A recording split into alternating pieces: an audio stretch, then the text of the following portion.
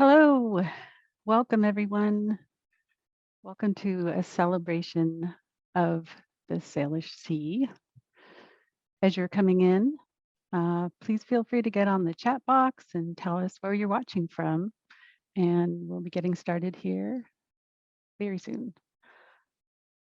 Feel free to use the speaker view. That will give you the best viewing opportunity. Oh, wonderful. It's great to see so many people with us. I'm Ginny Broadhurst. I'm the director of the Salish Sea Institute at Western Washington University. Thanks so much for joining us.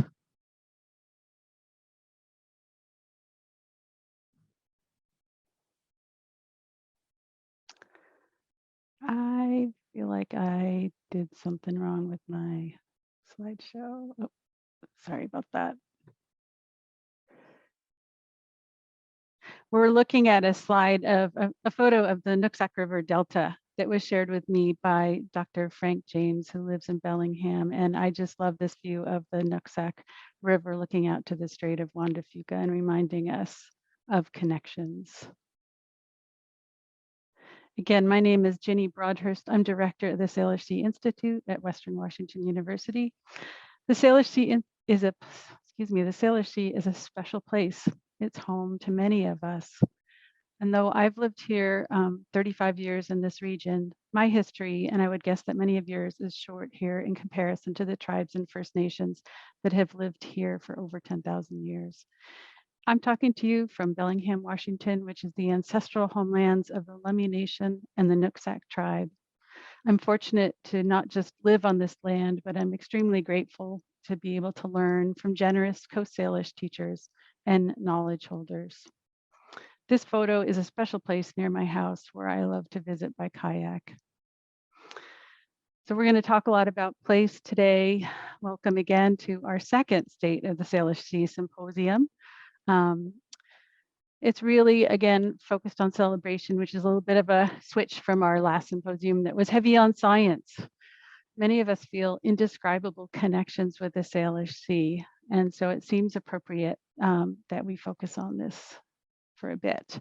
First, just a little bit of background about the Salish Sea Institute at Western Washington University. We work to protect the Salish Sea, and one of the ways that we do that is by teaching the next generation and advancing a deeper understanding of engagement with place for students. In 2019, Western Washington University formally approved our first ever Salish Sea Studies minor. And congratulations to 2 students, Lily and Sky, who are graduating this month with a Salish Sea Studies minor and adding to the list. And hello to Dr. Natalie Bloy's class, who's watching from Cornwall Park in Bellingham as part of a Salish Sea Studies class. The Institute also works on a variety of other projects related to the Salish Sea. We just recently released the State of the Salish Sea report. It's a scientific assessment of the Salish Sea. You can go to our website and find the link to download the report, and you can also get a link to watch our last symposium that was on May 26th. And that's also where we'll be posting information on how to purchase a hard copy of the State of the Salish Sea report, which is going to print next week. So stay tuned for more details about that. You can follow us on social media as well. So there are a lot of new people with us today.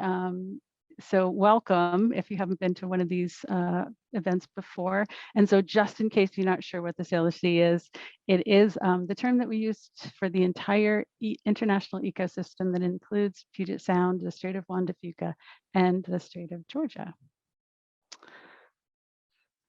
So we are going to talk about connections to place as well as the importance of hope. And we have some amazing writers with us. I'm also really happy to have a co-host today, Nick Spenger, who's Associate Professor at Western Washington University, Associate Professor at Environmental Studies at Western. And Nick lives across the pond up there in Victoria, BC. And he'll be bringing his love of the Salish Sea to this event and help provide opportunities for audience interaction. So without, hi Nick. So without further ado, I am going to start with our first speaker, and it is just an honor to introduce Rena Priest, who is the current Poet Laureate of Washington State. She's the first Indigenous person, as well as the youngest person, to hold this honored position. Rena is a member of the Loktemish Nation, or Lummi Nation, as many of us know it by. She studied English and earned her BA at Western Washington University. So really happy to have an alumni here as well.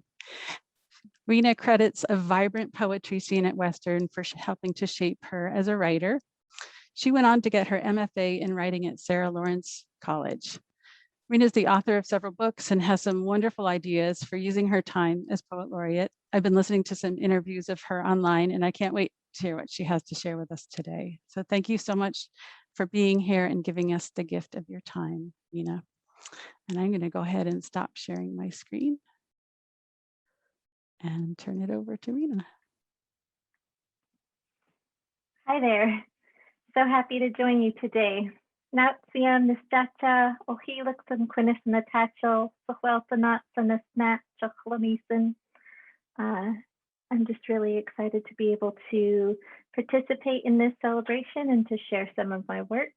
I'll start out with 4 poems that are part of a new collection that I'm working on that is kind of focused around the idea of solastalgia, or inspired by the idea of solastalgia, which is a neologism that talks about a sense of anxiety or grief over the loss of a recognizable homeland.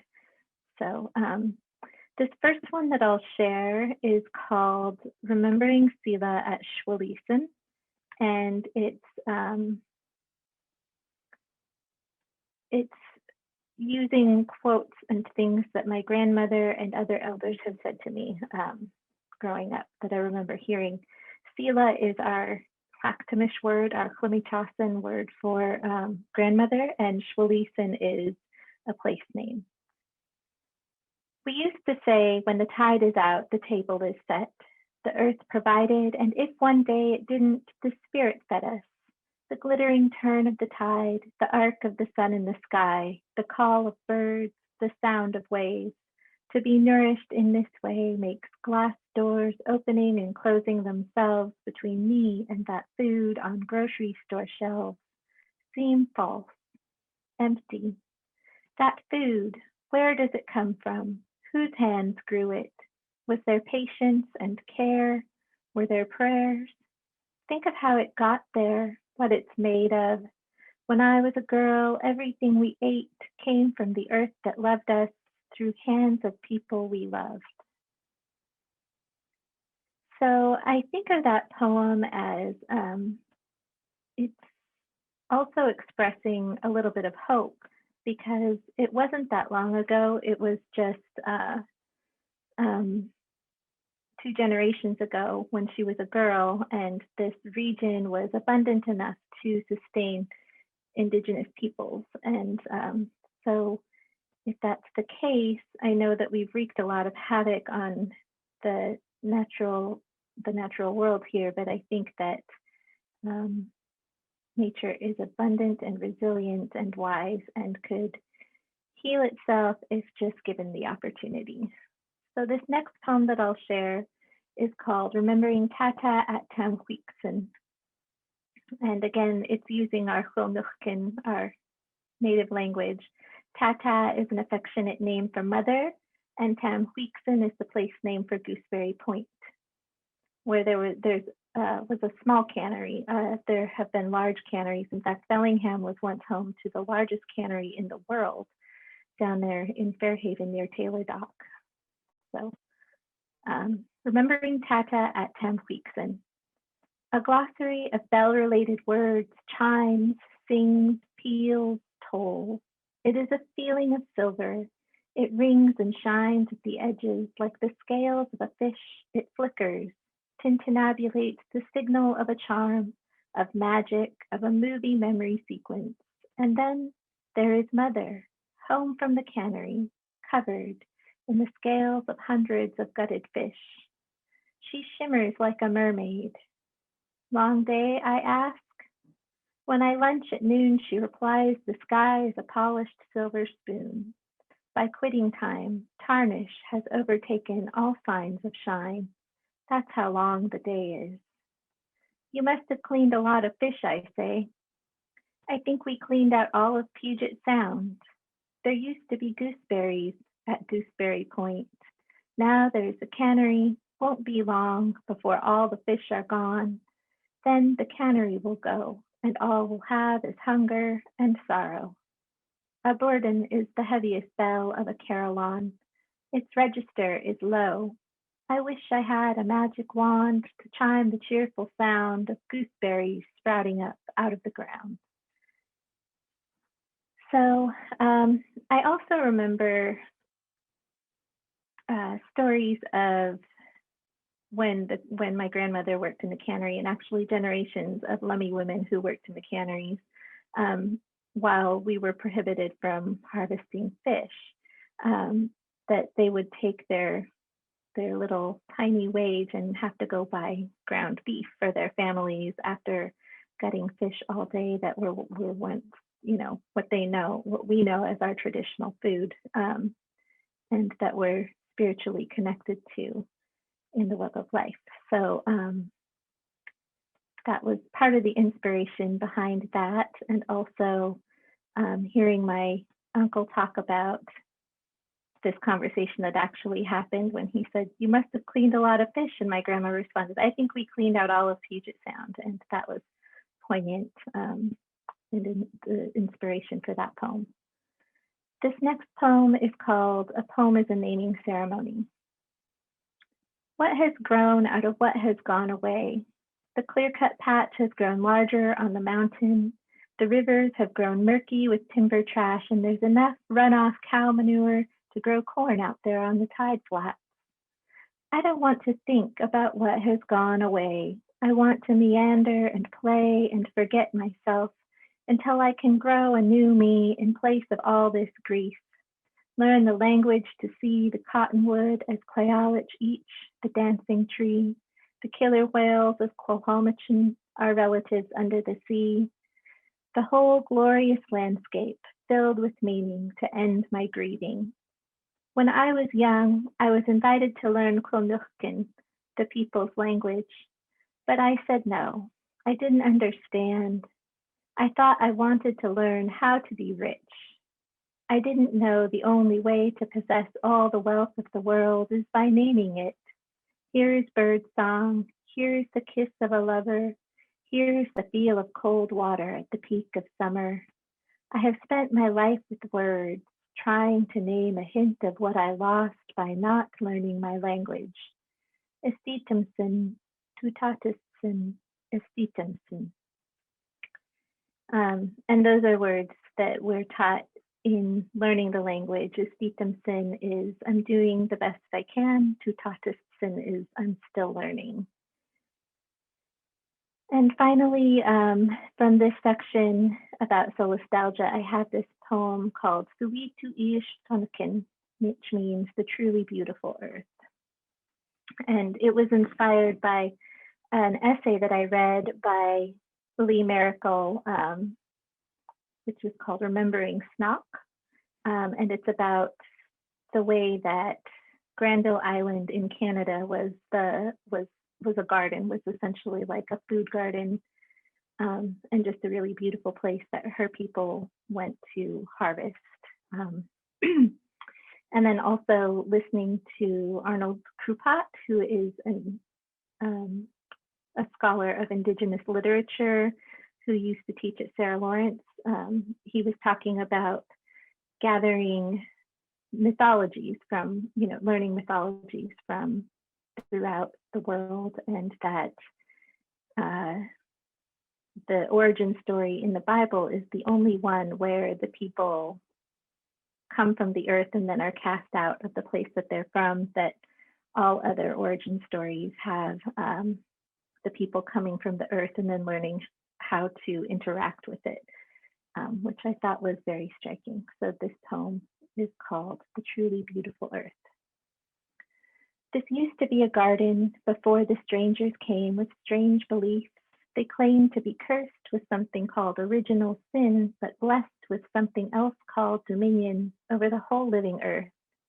They ravaged the garden, insisted that the savage wilds must be conquered and subdued in order to be improved. We are part of the earth, thus their belief that we too must be subdued. I wonder if they knew this used to be a garden. On the seventh day, do they look upon their work and see that it is good? I think we need our old beliefs to guide us back to the garden beyond those gates, guarded by that angel with the fiery sword. This used to be a garden. I don't think the strangers knew how the garden grew, so carefully attuned with the rhythms and tones of the earth-sown beautiful song, sung for untold millennia before they came along. This used to be a garden. It fed us and loved us, and we loved it. We still do, or at least the memory of it. I've heard it said that half histories are half truths and half truths are lies. Let me tell it to you whole. This used to be a garden. So that's the conclusion of those poems around solastalgia. And the next two poems that I'll share are celebration poems. This poem about the salmon is a pantoum, and I wrote it in that form because I felt that the pantoum form represents the journey of the salmon, as well as the circular rippling form of the scales. The pantoum has lines that repeat and cascade throughout the poem, as you'll hear. And the poem is actually about a salmon scale, which I recently learned is called a cycloid. And the center of the scale is called the focus. And there are rings that ripple out from the center, like the rings of a tree or a raindrop on the sea. And the rings are called circuli. So you can tell how old a salmon is by counting the number of circuli. And this poem is called Focus and Circuli, Songs on the Salmon Scale. A salmon is a song sung in rounds, a series of concentric circles like a raindrop in the sea, rippling out and returning, a series of concentric circles, a chorus and a verse, rippling out and returning in a shining body of treasure. A chorus and a verse, a hero home from adventure in a shining body of treasure, bearing gifts from the deep. A hero home from adventure like a raindrop on the sea, bearing gifts from the deep. A salmon is a song sung in rounds. And finally, I have a poem. It's a collage poem, and it was written for resources as part of their annual fundraiser. So while registering for the event, participants were encouraged to share a word or a short sentence about why they live here, or to describe what they love about the region. So there were more than 200 submissions, and I was able to use most of them and braid them into the creation of this poem, which is called The Source. We are in a beautiful, dynamic world, walking in the sweetness of cedar forests and sea salt-laden mists, nature and souls touching. We are all interconnected. I love the rain, lands, and beautiful waters, orcas and salmon so close to home. The rich Coast Salish culture, native caretakers of the wild, flowing integrity of living waters. Nature is all around me, and we are all trying to protect it, to enjoy it, to be renewed, to share it. Abundance, lush life abounds. There is beauty all around. Lummi traditions, roots, indigenous protectors, intersection of earth allies for all living things. I was born here to so much beauty and vitality, ecotopia, connection, community, the breeze, trees, mountains, streams, the ocean. Love thy nature, lush life where salt water meets the mountains, soul peace, salmon streams, salt water, and that West Coast vibe. Mountains, rivers, oceans, salmon, community, hope. From rainforest to sagebrush prairies, our Salish Sea home nourishes mind, body, and spirit. I love the crackling of arbutus bark as the underside of its leaves catch the play of light reflected off the water. I love the landscape, its majesty, mystery, and magical quality, inspiring us to become a restorer species rather than a consumer species. lush life, friendliness, and greenness, bountiful natural inspiration. Into the forest I go to renew my soul, beauty in every direction.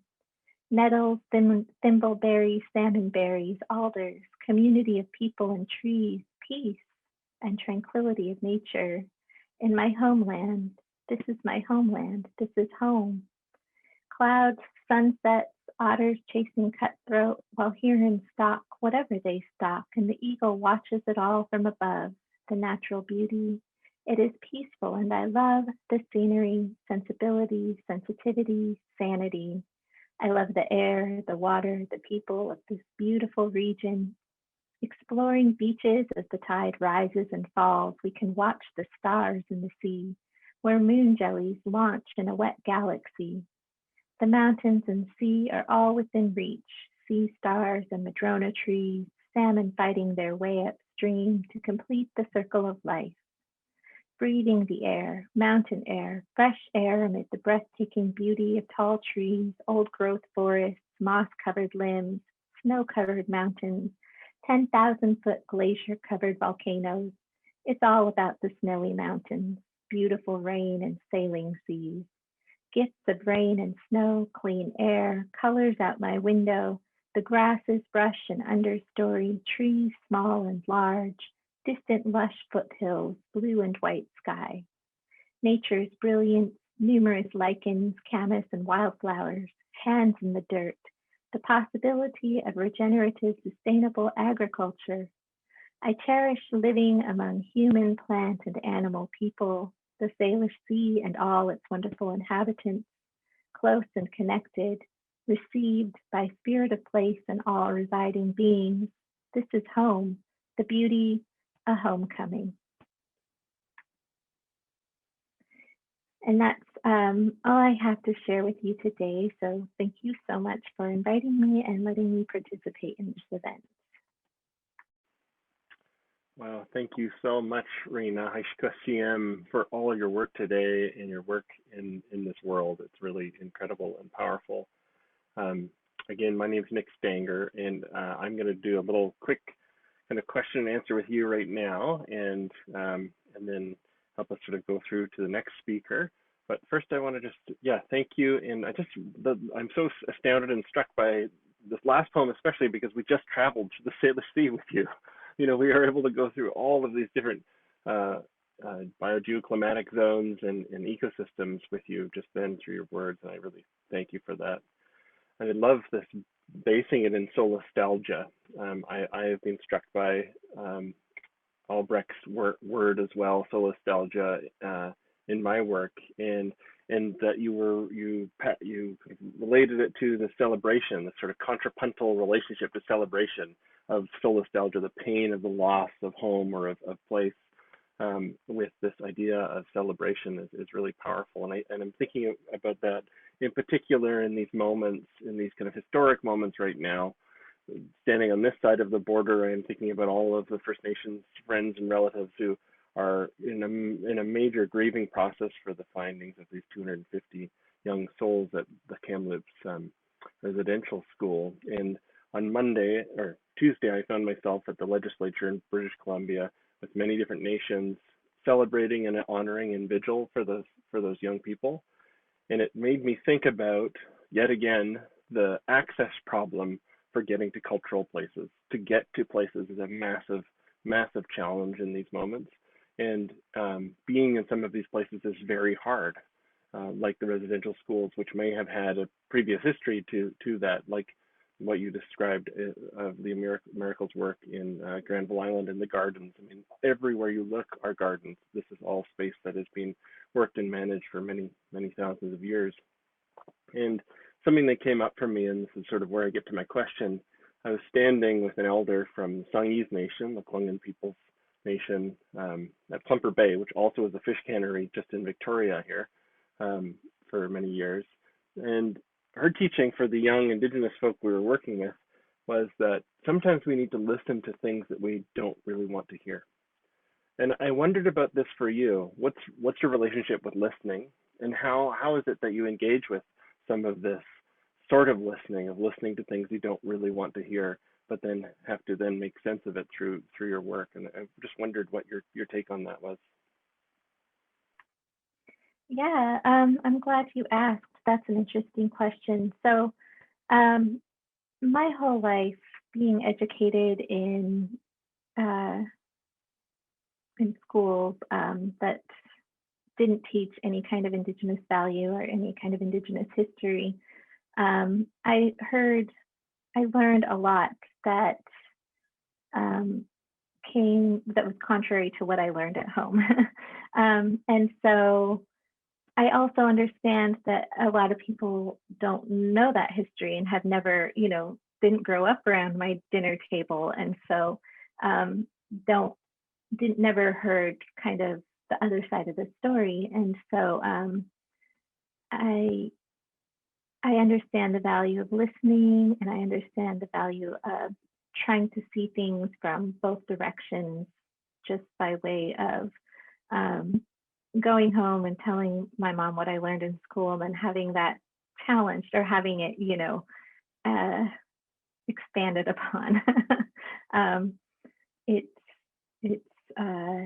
It's been a lifelong practice, listening and trying to absorb other perspectives. Well, that's very valuable. Yeah. And I just also have to do a shout out, because you did include my favorite berry in your last poem, which is the thimbleberry, which is never celebrated in this world. Everybody goes for the salmon berries, and I thought that was pretty awesome.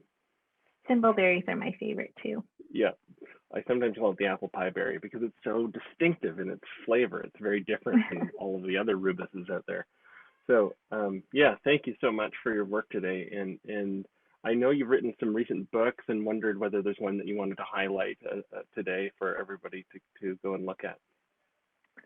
Sure. Well, the most recent collection that was published is called Sublime Subliminal, and it was published by Floating Bridge Press. And I'll steer you towards them. And if you also are a poet, they have a really celebrated chapbook competition every year. And this book was published as the finalist in 2018. And so it was just really kind of a celebration of language and a return to my practice of poetry as a way of seeing things in the world from new angles. And so it's kind of a fun little book. Hope you'll check it out. Thanks, Rena. Yeah, and it looks like it's being posted in the chat for people to connect with. So that's awesome. Appreciate it. Yeah. So we'll have a chance for people to ask Rena questions or through the chat a little later.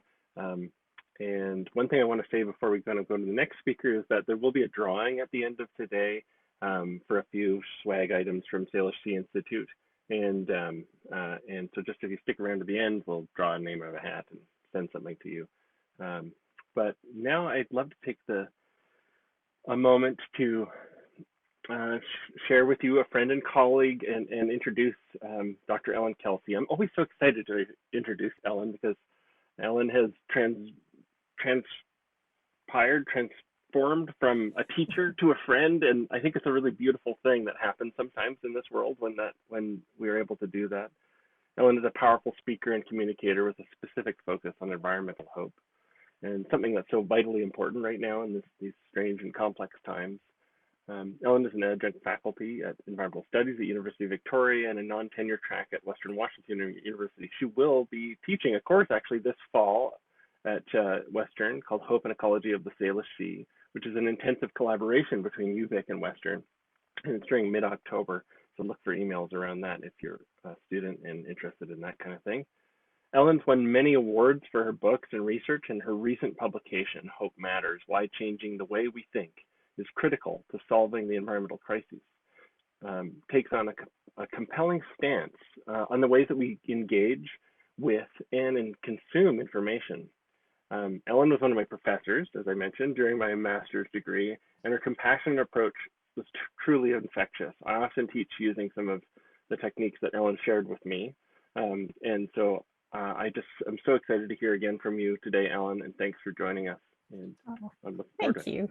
Thank you so much, Nick. And I feel the same way about you. So there you go.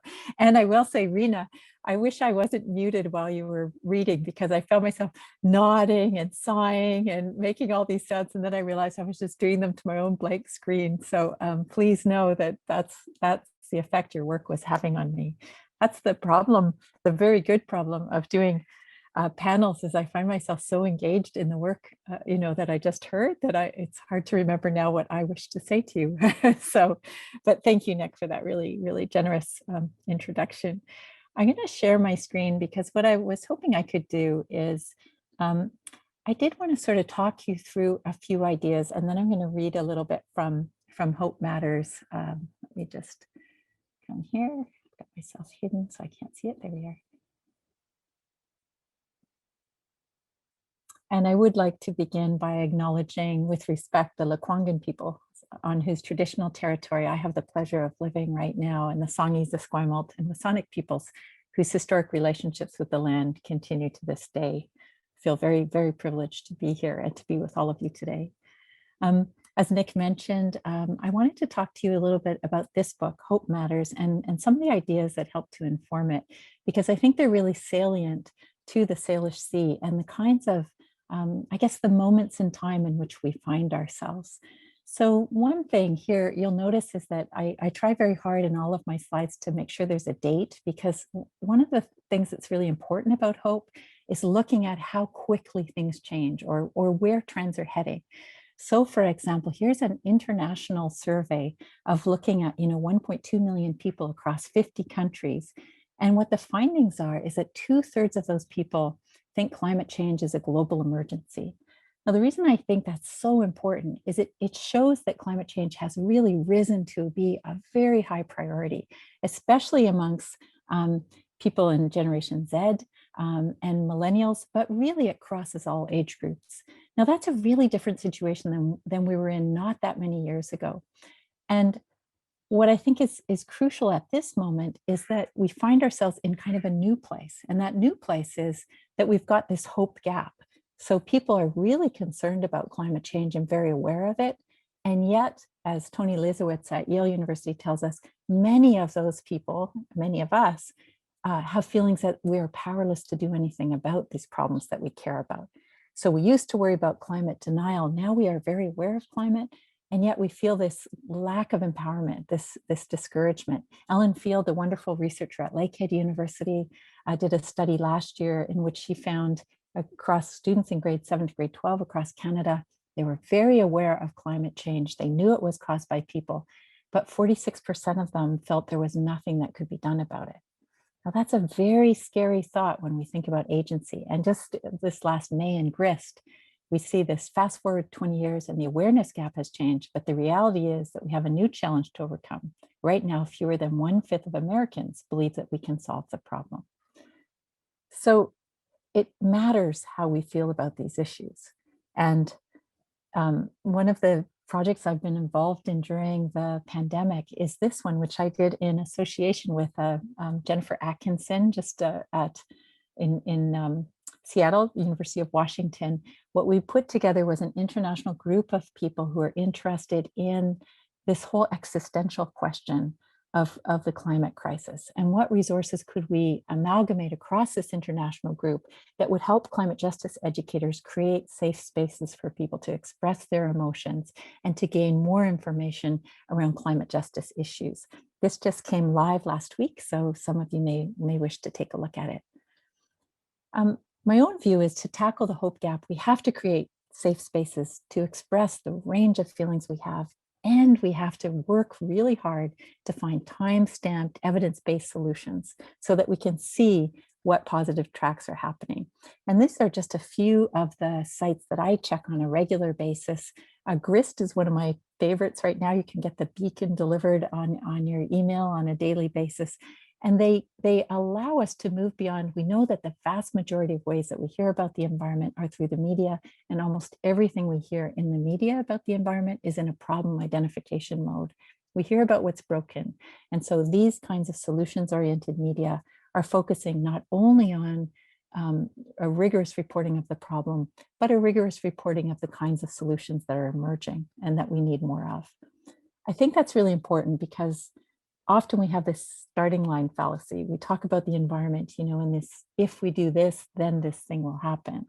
I think it's what that does is it makes us feel like all the hard work is ahead. And where I think we want to be is saying, because people have been working on these things, we now see these kinds of solutions emerging.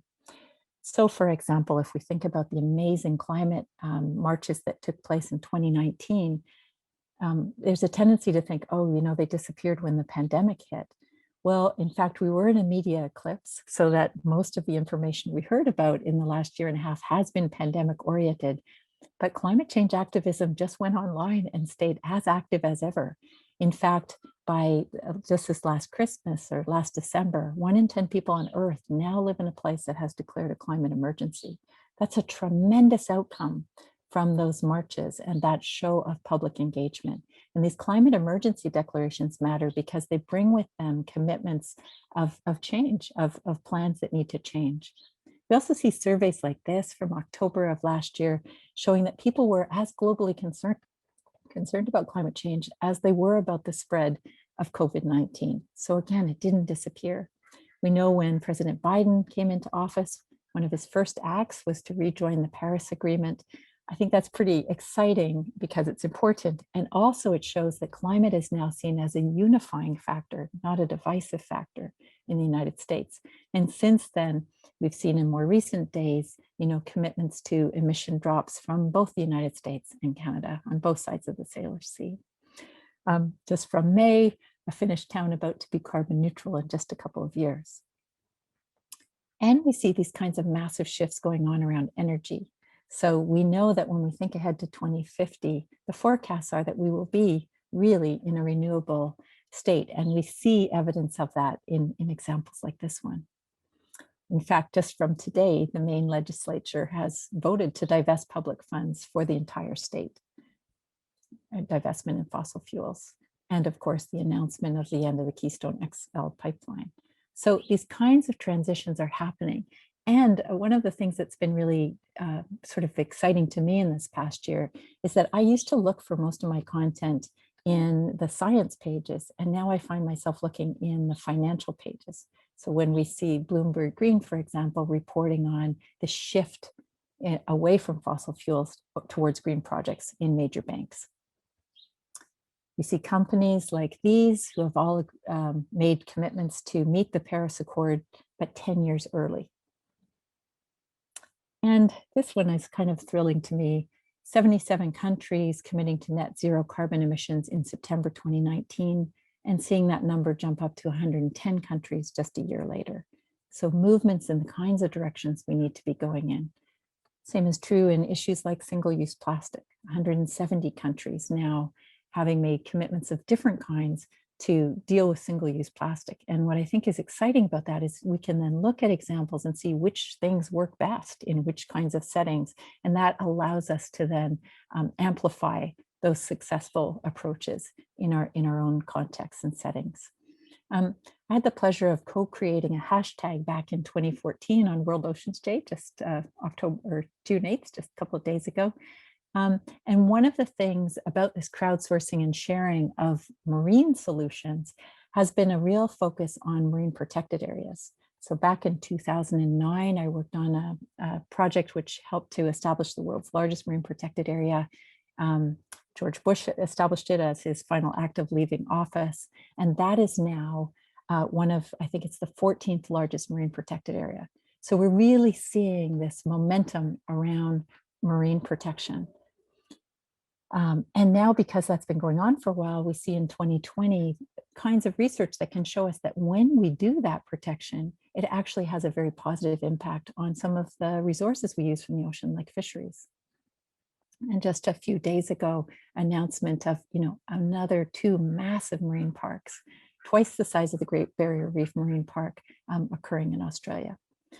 This is all part of a larger movement that we're seeing, which is to establish 30% of the ocean protected by 2030 and 30% of the land by 2030. And in this case, 71 leaders signing on to that.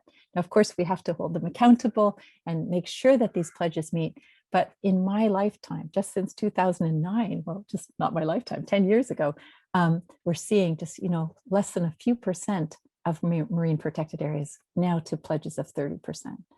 We also need big data to help us see what changes are moving in the right direction. And so protection of areas rich in biodiversity has actually been increasing in more recent years, and that matters. Here in Canada, all of the national parks that have been established in the last decade have either been Indigenous-led or co-led. Again, a change, an important change in the way that we recognize, just as Nick was saying, and Rena was, of course, so beautifully expressing the long-term relationships that have taken place in these spaces. All of this matters because emotions are contagious. And one of the things I find most compelling in terms of thinking about hope and where I find resilience in the other than human world is by recognizing that there are 8.7 million other species on Earth, and that they too are actively changing and interacting with environments all the time. So in this children's book, I wrote Wild Ideas, which is about the creative ways that we all have to solve problems, whether we're a humpback whale or a person. Here is a page that says, a dozen humpback whales blow a fine net of bubbles to trap tasty fish. Pop, pop, pop, gulp. It's talking about bubble netting and how whales use tools collectively to catch fish. But what I think is exciting about that is they're doing that because they're very good social networkers. And humpback whales are making a remarkable comeback in the Salish Sea right now. They're returning to all of these historic areas where they were once found in really rapid numbers. And in fact, humpback whales around the world, every population but two, has been making a dramatic comeback. And researchers think that's because they're such good social networkers. They recognize things that work and they copy them with each other. So these recoveries of whales in the Salish Sea and other places are actually good for the ocean overall. And we now see economists putting number figures of, over, I think it's $1 million per whale in terms of the amount of carbon that's captured by the action of whales moving up and down and creating more phytoplankton movement, which of course captures carbon.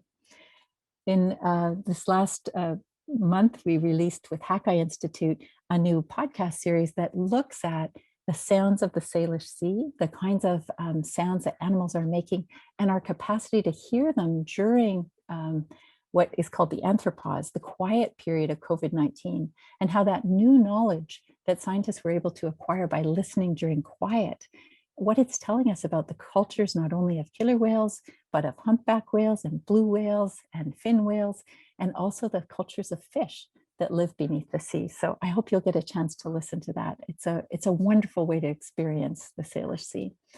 I believe this very strongly, that things are constantly transforming. And one of the transformations I find most intriguing right now is the fact that 42% of the world's population is 25 years of age and younger.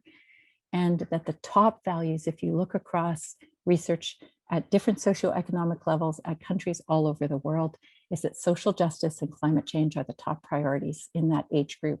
And that what those young people are asking for is not just sustainability, although that's very important, but true transformation. And I think we're seeing that transformation in so many different ways. One of my favorite things to follow right now is the Intersectional Environmentalist Council, which is a whole group of people who are very active in social media and very many different platforms, who are recognizing their own identities in whichever ways they're most comfortable and using those identities to speak to huge constituents of people who in the past were not thought of as part of an environmental movement. But because of course it's an environmental and social justice enterprise, it engages all of us. So I think this is a really important idea. Acceptance of what is not the same as fatalism about what comes next. And that's how I think we move our way through the hope gap, and recognizing that hope is not a complacent thing at all. It's a powerful political act. It's a choice about looking hard at where we're heading and how we head there in more informed ways. So I'm going to read to you just for the last few moments that I have here from Hope Matters. I'll stop my sharing so you can see me squinting into my book. This is from a chapter that's talking about how stories change. So it seemed like a nice one to focus on.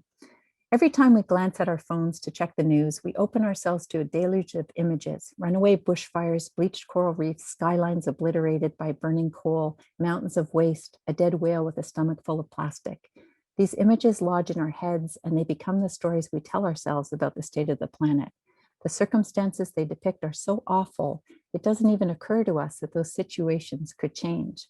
When the news brings peak moments of horror, give yourself time to feel your feelings of grief, and then keep track of what comes next with this story. Look for what happens after the worst. As we discussed in previous chapters, environmental news is heavily focused on problems, so we have to actively search for hopeful developments to get a fuller, more accurate sense of real-time changes. I keep an image on my laptop to remind me to do this. It is a colorful coral atoll in an azure blue tropical ocean. The photo was taken in 2017, and it exudes glorious nature. But it's the location where it was taken that makes it special. Bikini Atoll, the world's largest testing site for atomic bombs, is now a thriving coral kingdom. Today, if you slipped into the waters off Bikini in the tropical Pacific, you'd find corals ablaze with colorful fish and large tuna, snapper, and sharks. It is so beautiful that you might not recognize its historic identity. It provided the inspiration for the famous bathing suit, and it's where the US Army detonated the first H-bomb. 23 nuclear explosions were carried out at Bikini between 1946 and 1958. The cost to people and the environment is incalculable. It condemned the islanders who lived there to a life of perpetual displacement. It was the most violent series of events ever perpetrated on the ocean. Yet 60 years later, diving along the edge of the mile-wide Bravo crater, created in 1955 by a nuclear blast 1,000 times stronger than the bomb dropped on Hiroshima, Stanford University biology professor Stephen Palumbi and his team found corals as big as cars in healthy coral communities. Some of these corals may have begun growing just 10 years after the last bombs were dropped. Bikini is damaged and thriving. It is radioactive and resilient. Acknowledging the restoration doesn't diminish the horror. I am humbled by the idea of healing happening on such a vast scale and in such extraordinarily unlikely circumstances. Even in nuclear disaster, there is a potential for rebirth. Bikini reminds me that life is far more resilient than I ever expected, and that environmental situations are rife with ambiguity. Young mountain gorillas in Rwanda have taught themselves to disable poacher snares. Sudbury, Ontario, one of the most polluted landscapes on Earth, is now an international model of ecological recovery. Environmental situations are not all bad or all good. They demand nuanced understandings. The crooked spider web glistening in a Chernobyl forest, like the bald head of my dear friend Katie after chemo, is imbued with the capacity to be broken, beautiful, or both. And I did just want to read you one short poem because Rena inspired me to do so. Wolves make rivers, salmon grow forests, seabirds fertilize coral reefs. Every last one of us is made from new stars and old stars. We are always becoming. Thank you.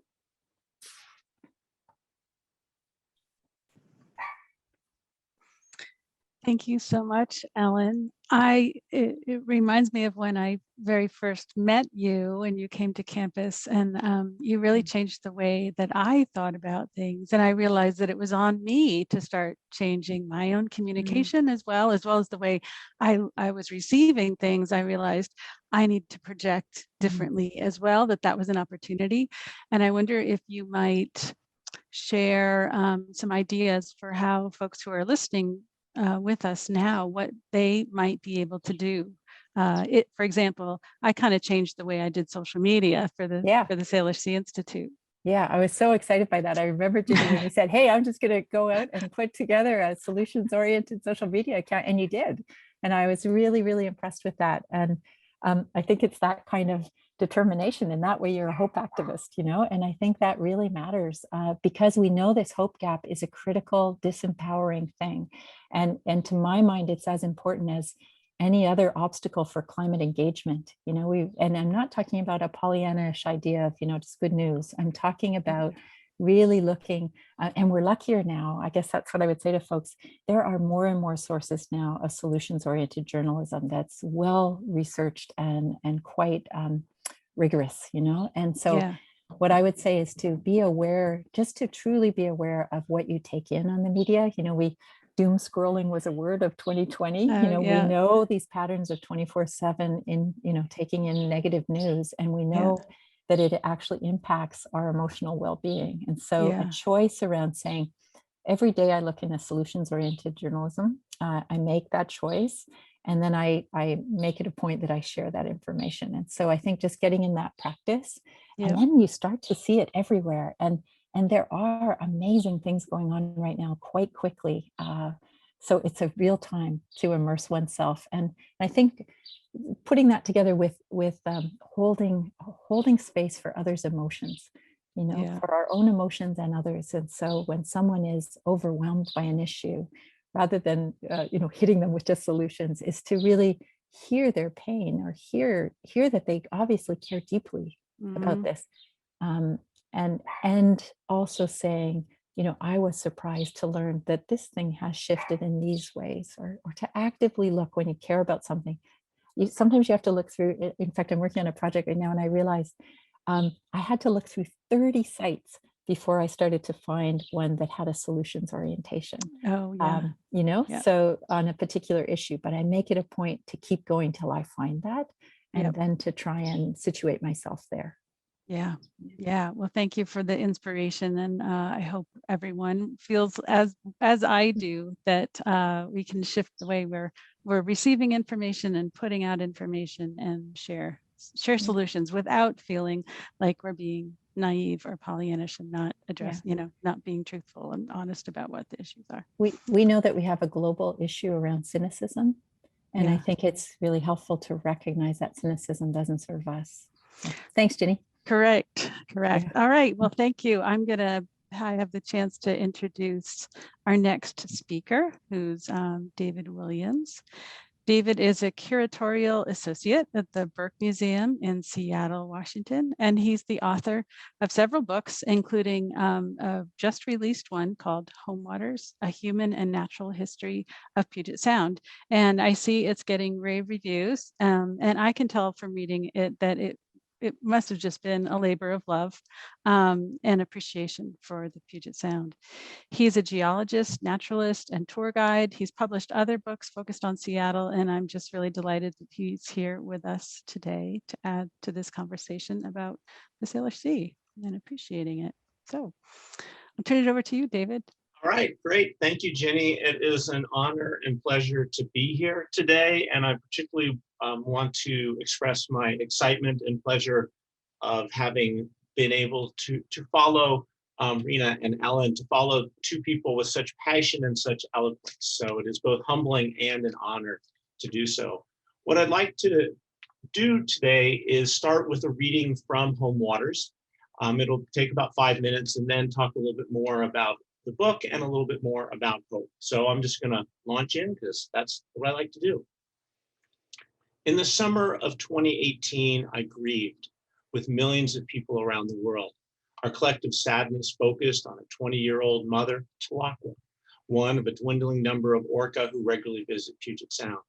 On July 24th, Talakwa had given birth to her second child, a daughter, who died within 30 minutes. For the next 17 days, she carried the 6-foot-long body of her dead offspring on a journey of more than 1,000 miles. Finally, Talakwa let her calf go. Our hearts broke. Then 2 years later, on September 6, 2020, it was with much joy that whale researchers announced Talakwa had given birth 2 days earlier. The healthy and precocious boy calf, dubbed J57, was born in the Strait of Juan de Fuca after an 18-month gestation. To paraphrase Emily Dickinson, hope is a baby orca in Puget Sound. Mourning the loss of a child is a natural response for humans and orca. Both species are smart, self-aware, and deeply connected to their families. Clearly, Talakwa, like us, had loved her daughter and did not want to part from her. And as we learned, her extended family tried to help by providing food for the grieving mother. Ecologists suggested that they might also have been mourning with her. Talakwa and her family are members of a group of more than 70 orca known as the Southern Resident Killer Whales. These animals, which have evolved a culture and community unique to their home in Puget Sound, travel together, hunt together, and communicate using their own distinctive dialect.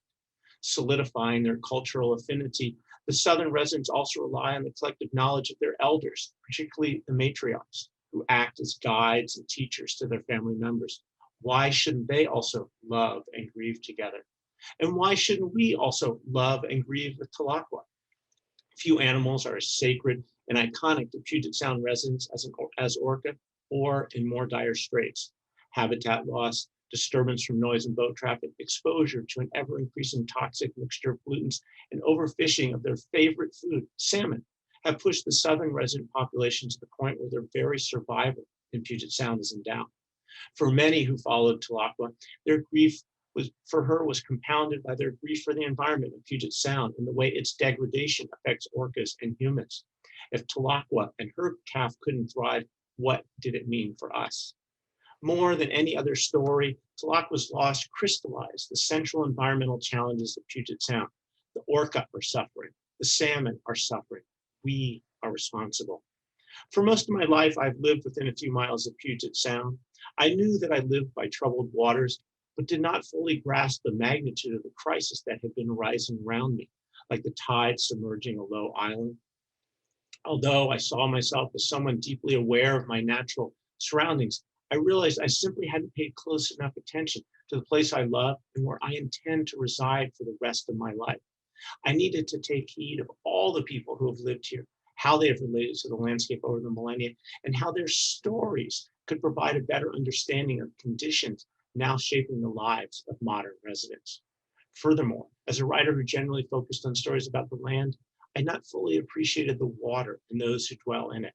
Standing on the shoreline or riding a ferry and seeing only the surface of the water, which tends to appear untainted and beautiful, I long failed to see the interconnected lives of the plants and animals beneath, and to understand how they sustain and breathe life, both metaphorically and literally in Puget Sound. The effects of human activity reach deep beneath the surface.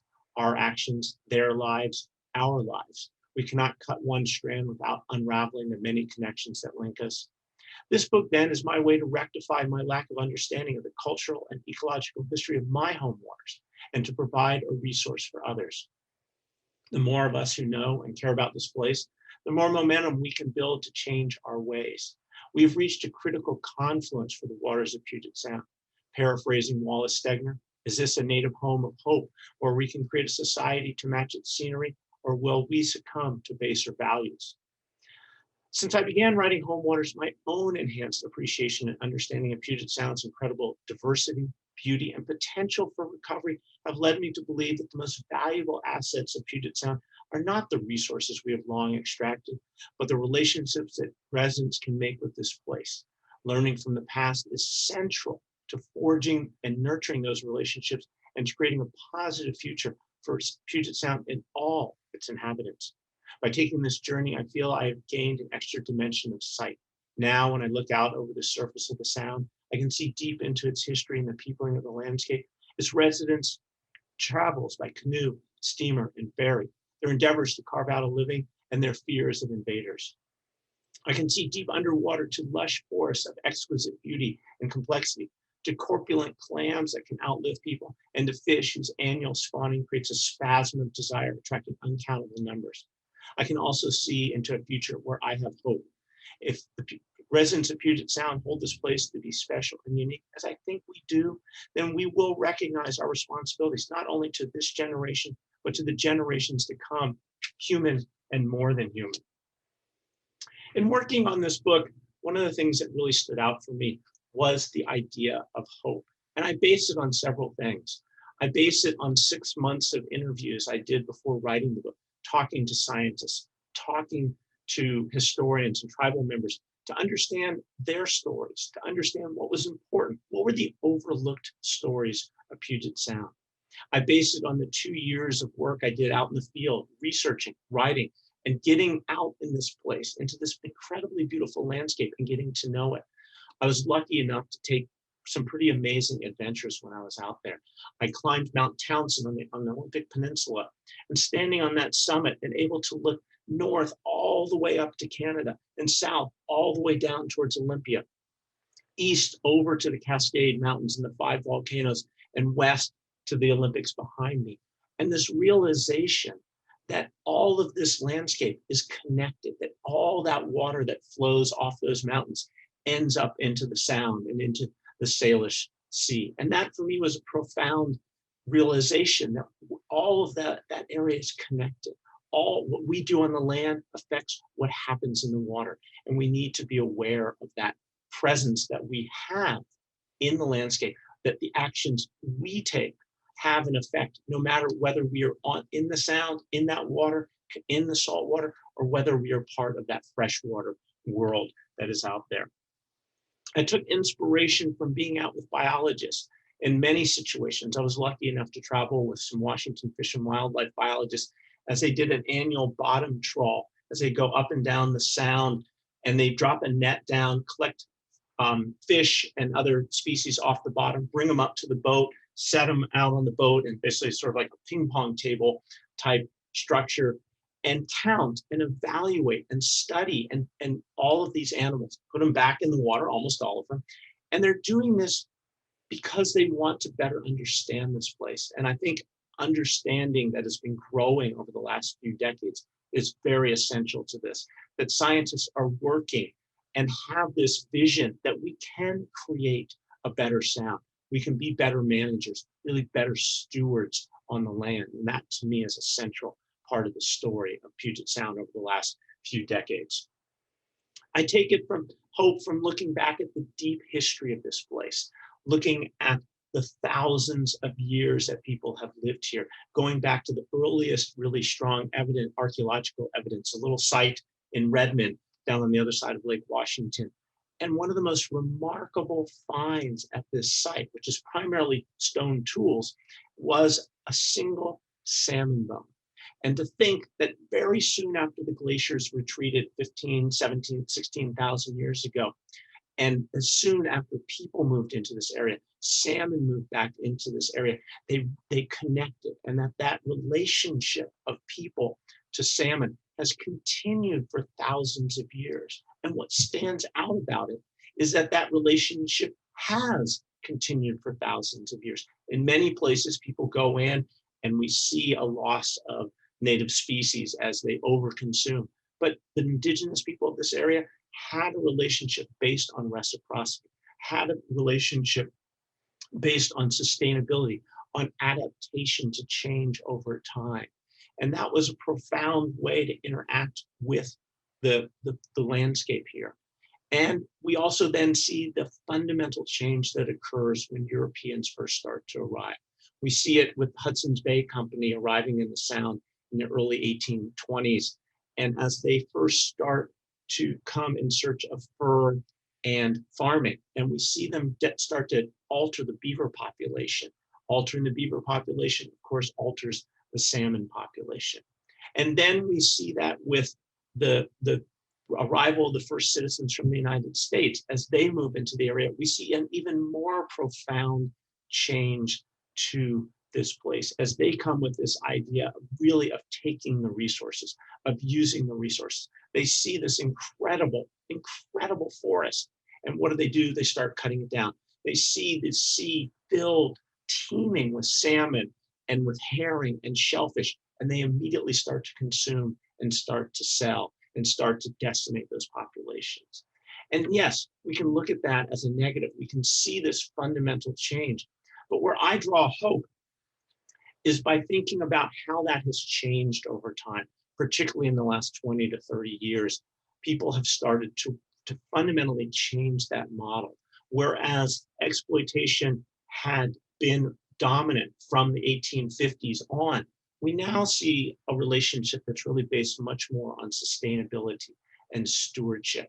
And we see how people are working to protect, working to understand this landscape, working to understand the science, to look at the relationships, and drawing inspiration from that deep time, from those deep stories. I think in particular of my friend Betsy Peabody at the Puget Sound Restoration Fund, who told me that they're working to restore Olympia oysters, knowing that they're never going to go back to what it was 200 years ago, but to still draw inspiration from the plenty, the incredible bounty of the waters here, and to be able to try and apply those lessons, apply that knowledge, apply that passion to the sound, and to furthering it for both the human and the more than human species here. And then I also see it in looking at the natural history and looking at some of the overlooked species, looking at the kelp, this incredible underwater forest. We're all familiar with the terrestrial rainforest, the massive trees, the beautiful understory. The same occurs in the kelp forest with the tall overstory bull kelp, that beautiful plant with the sort of turkey baster and the big streamers coming off the top, floating on the top. And yet there are also this incredible understory species that grow up underneath there. Many, like the bull kelp, are annual, but they're also perennial species that live for dozens of years. And that habitat underwater, that kelp forest, is a nursery for all sorts of animals, for invertebrates, for fish that are finding this habitat. It's a safe harbor for all of these animals, and it is an essential food source for all of these animals. The carbon within and nutrients within the kelp is spread throughout that ecosystem. Probably most of us are aware that the idea that salmon, the terrestrial forests grow on salmon, as salmon swim up the rivers, birds and animals eat them, poop them out, those nutrients then get distributed. Same thing with kelp, this incredible plant ecosystem that is spread throughout the animals, not just when kelp is alive, but also when it's dead. It settles down, different consumers eat the nutrients. When it's on land, when it washes up on shore, plants and animals take advantage. Animals take advantage. When it's floating out, animals take advantage. So it's these interconnections between all the different species. Or herring, often overlooked. Salmon is, of course, the one that many of us know, both culturally and ecologically. But herring have been told, people have told me, are the hub around which Puget Sound revolves. That we have all these animals down that are very small. Herring eat them. The herring, in turn, then are eaten by larger animals. And if you've ever seen a herring spawn, you know this. You've seen this incredible riot of life. And that, to me, is very, again, a profound aspect, are those connections between the different species that we can't really separate out any aspect of the sound. And I'm also inspired by the life histories, looking at salmon, oysters, rockfish, herring, all of them that have these life histories that they've adapted to this place over thousands of years. And those stories run through their veins, that history runs through their veins, that DNA, that connection to place runs through their veins. And Rena made the observation about nature being abundant and resilient. And Ellen made the same idea, the resilience, and that resides in the veins and in the basically the inner workings of these species because of these life histories, of the profound connections to place. And I think we as species, as humans, are beginning to develop those profound connections. In writing this book, Homewaters, my goal was to write in such a way that people would have that opportunity, I hope, to learn those deep stories, to learn of the connections, to be inspired by the incredible beauty, inspired by the natural history of this place. And when I'm asked about hope, and I've talked quite a bit about this book, and I'm always asked about hope and what brings hope. And it's all of these things I've been talking about. It's the fact that scientists are out there studying the sound and trying to get a better grips with it. It's about legislatures who have passed better rulings and legislation to improve the health of this place. It's about the change in our relationship, human relationship, from exploitation to sustainability. It's about resiliency. I mean, think about the Elwha Dam and the amazing things that happen there. The dam is removed, and shortly thereafter, salmon are going up the river. And talking to a biologist, he said they went back up that river because that's what they know. That is deep within their bodies. And I draw inspiration, as I think both Rena and Ellen did, of saying that if we give species the chance, if we give them that opportunity, then that resiliency exists. And I think that, to me, is incredibly hopeful, that the potential exists and we are getting focused on it. It's not going to be easy. We are at this critical point with the sound where it has become more healthy, but it's up to us. And again, that gets back to what all of us have been saying. It's up to us individually and collectively to make this a better place. The opportunity exists. I think the desire exists. The hope exists. The inspiration exists. If we can't do it here, where can we do it? So I'm profoundly honored to share the stage with these two great women, these two great thinkers, and with what the Salish Sea has done. So thank you for your time.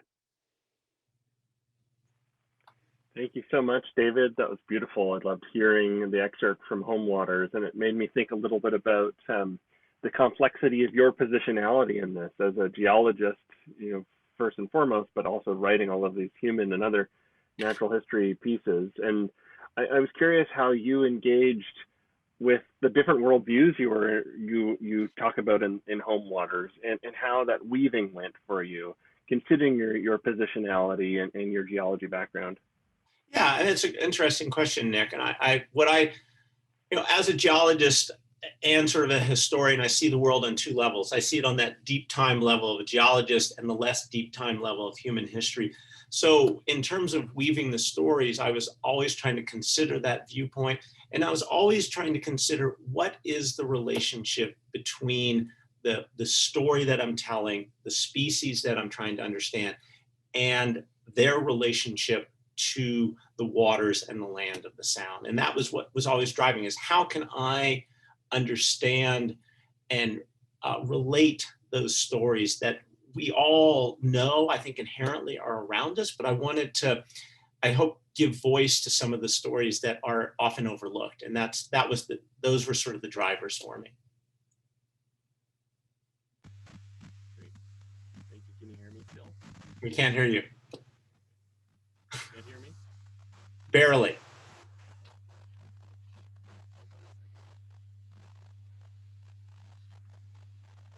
Okay. Nick, do you want me to jump in while you figure out how to?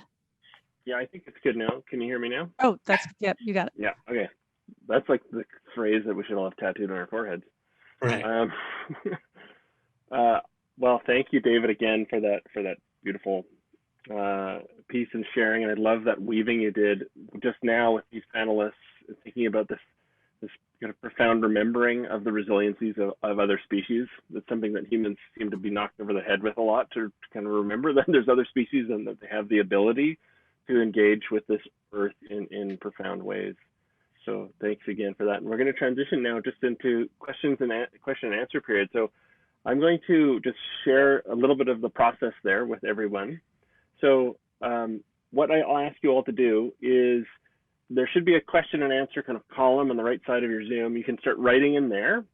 And also, some of you might have been compelled to share resources or other creative people or projects, social justice, environmental projects, stuff like that with everybody else in this call. So as a sort of a pilot, I'm going to share this Padlet, which is a separate website you'll be taken to. That there's a link now in chat. And you don't need to sign in to do this. And I'll just put it out there, and if we'll transition to question and answer in a second, but I'll show you what it kind of looks like and how you might contribute to it. So you'll get a page that kind of looks like this. On the bottom right, there's a little pink plus sign. And if you hit the plus sign, you get a new little post-it that you can write stuff in. You can add stuff like hyperlinks and that kind of photos to it as well. So if you feel compelled or drawn or called to sharing something in the Salish Sea that you want people to know about, you can put it in here, and we'll put it as part of our resources that will get sent back out to you and maybe share it on the Salish Sea Institute website and that kind of stuff. So Padlet for sharing resources. I'm going to stop sharing here. And then the question and answer can go into the right side of the Zoom. And I know we have a few already, so I'm going to pass it to Ginny to help sort of MC that. And I'll ask all the panelists to put their videos and mics back on, and we can just have a quick few conversations and questions over the next little while. Awesome, thanks. I just got lost in my clicks there for a second. Ellen, I wonder if here's a question that came in from a listener during the registration process. What advice do you have for scientists who want to incorporate more art into their work and communication about their work? Or I should say that could be anybody who feels like they've got an answer to that. I can jump in, and then if others would like to add in. Yeah, I think one of the wonderful things emerging from the youth climate justice movement is a real awareness and commitment to integrating art with science. That's just a normal way of expressing oneself. So we see, the Sunrise Movement singing. We see lots of work in ecological restoration with people knitting, these sorts of or crocheting, expressing themselves through different. And we know that during the pandemic, people's engagement with arts and crafts has been higher than we've seen really since the last World War. So our capacity to express ourselves through arts is really important. And it is noteworthy that in the climate change agreement, the word art does not appear. And yet I think that that's something we should all be really aware of. And because there is lots of research showing that the arts is where we can most often express our emotions, and our engagement with climate change is emotions driven. So that would be my sense, is to recognize your students, if it's a scientist who's teaching, are working in these realms naturally and want to be doing so. And so thinking about assignments that allow for that or call for that, and the diversity of ways that we can engage. Yeah, for sure. Rena, when I listened to one of your interviews, you used the word phytoplankton, and I thought how lovely it was to know a poet with an English degree who is comfortable talking about phytoplankton, and that literal cross-pollination of was just wonderful. Do you have anything to add to this conversation about science and the arts?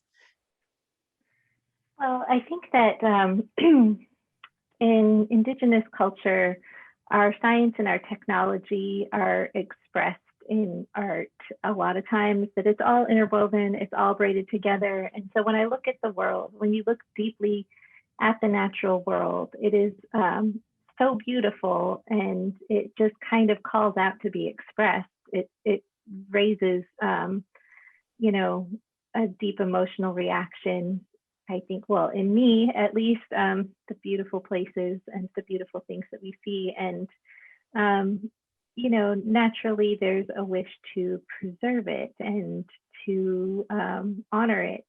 And I think that the arts are where you can communicate that and share that with people in a way, because not everybody can have those experiences, but they can through art, It's a transference. I think it was Charles Simic who said that a poem is a machine that takes what's in my mind and puts it in yours. I kind of thought that was pretty beautiful. And so if I can take these feelings that I feel about the natural world and the Salish Sea and this place where we live and put them in yours, then you can feel the same affection and love that I have for them.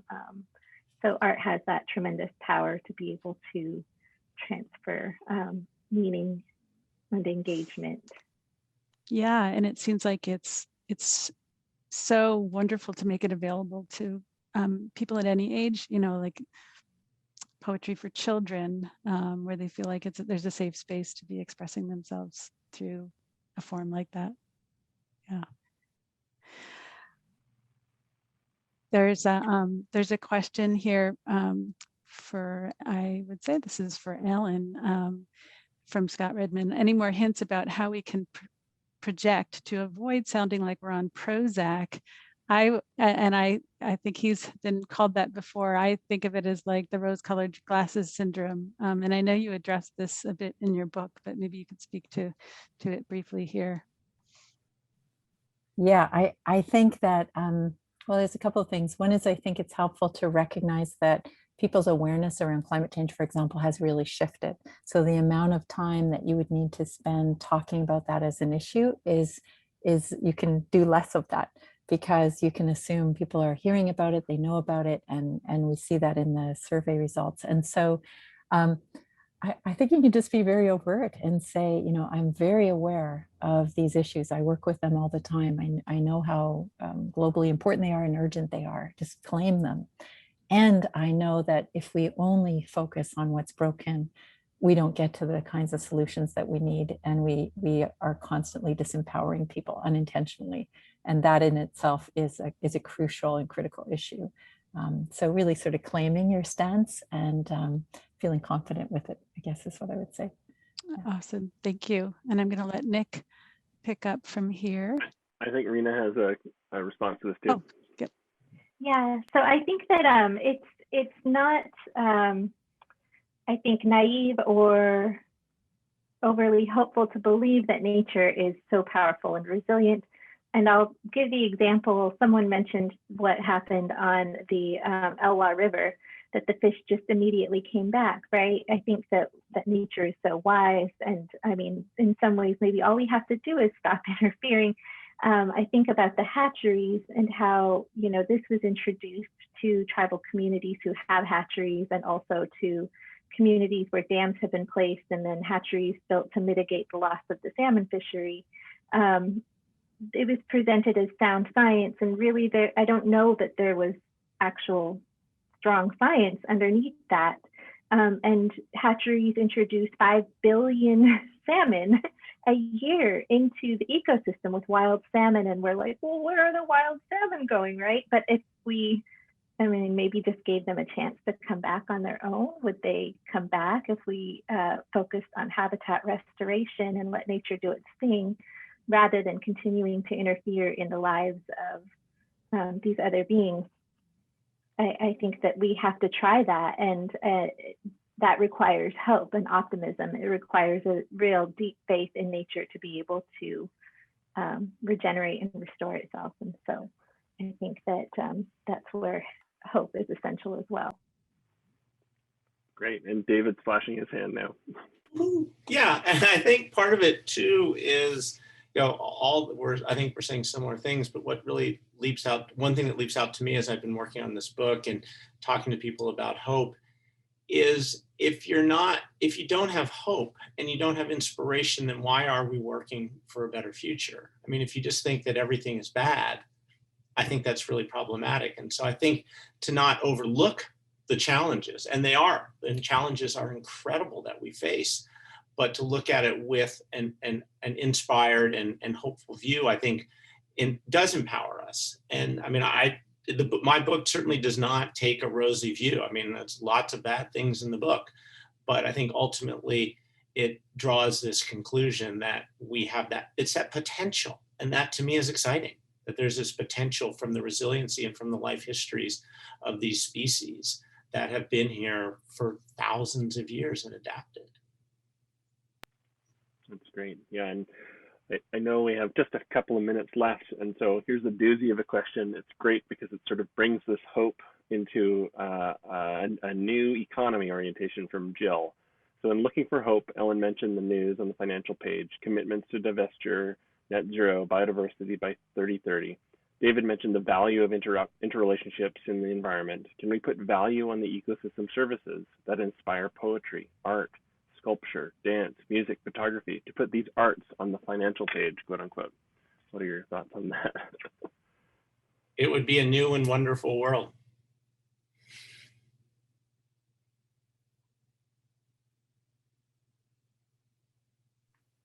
That would be amazing. I would love that. Yeah, and so, Ellen's looking for a mute. Sorry, yeah, or my unmute. Yeah. Yeah. No, I know it's such an interesting dilemma, this question of value, right? Because we put economic values on things like whales moving for carbon capture as a way of showing their value in a capitalist society, at the same time as we're eschewing that as a normative framing, you know? So I think these values questions are always so fraught.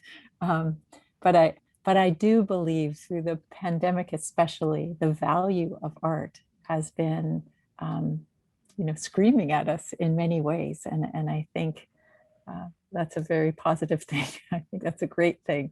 And we feel it as a felt value, as an expressive value, as Rena said so beautifully. We cannot help but express the emotions that we feel around something through our practices.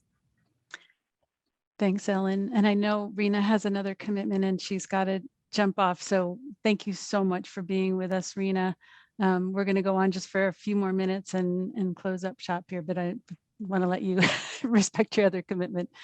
Thank you. Thank you so much. It was wonderful to be here you. with you all today. Great. Beautiful. Thank Bye, you, Rena. everyone. You know, the question about the financial page reminds me of, there's a faculty member at Royal Roads University who I met through you, Ellen, who wanted, what was his suggestion about, he's gotten some people, some media outlets to report out on the carbon dioxide level every day in the same way that they report on like the Dow Jones Industrial Average and the NASDAQ index. Why shouldn't we be paying attention to carbon dioxide levels in the same manner? Exactly. So, that's Dr. Rick Cool and Richard Cool, and he is and he was successful. So now on CBC Radio, thanks to Nick, they do on the morning show every morning when they read out the financials, they read out the carbon levels, and I think that's a really powerful thing. He's trying to situate it that these things are not separate, that they're highly integrated. And exactly. I think what's exciting in the financial pages, especially when we think about empowerment and agency, is that we see now major investment companies having to switch their investment portfolios because their shareholders are demanding it. Yeah, so this is a real response, and that's why we're seeing it happen at such a large level. Well, that's super helpful to me. We have just a couple more points of things to do. We promised a raffle, and Nick, are you going to be able to do that? I've got two things. I've got a ball cap that is from our partner organization, Northwest Straits Foundation, and I have a dry bag courtesy of the Salish Sea Institute, and I love this thing. I use mine all the time. So you want to start with this one? Yeah, the dry bag is going to Sharon Coleman. And awesome. Well, I'll have applause and you'll walk to the front and pick it up, right? Oh no, that doesn't work anymore. Well, we just need an address from her. Yeah, so Ginny, why don't you put your email in the chat and then people can get to you that way. Okay, perfect. And then the hat is going to go to Bob Weathers. All right. Yay for Bob. And I'm typing my email address. If I can do it. Well, yeah. Although it looks like Bob is no longer here. Maybe I have to do a different name now. Oh, do it for somebody else. Okay. And here goes the random pick. Carolyn Gold. All right. And the two of you check out my email address and send me your mailing address. And I want to just thank our speakers immensely. This is just an awesome symposium, and just feel really inspired. I want to also thank Janine and the Western Washington University Alumni Association for supporting this event, to my co-host, Nick Stanger, our co-sponsors, Humanities Washington, Washington State Arts Commission, and the Northwest Straits Foundation, and especially my dear friend and inspiration, Caroline Gibson with the Northwest Straits Foundation. So thank you all. We will be doing more in a series. Stay tuned. Just sign up for our newsletter, check out our website, and we will see you next time. Enjoy the rest of the afternoon. Thank you, Ginny. Thanks, everyone. Yeah, thank you. Have a good evening.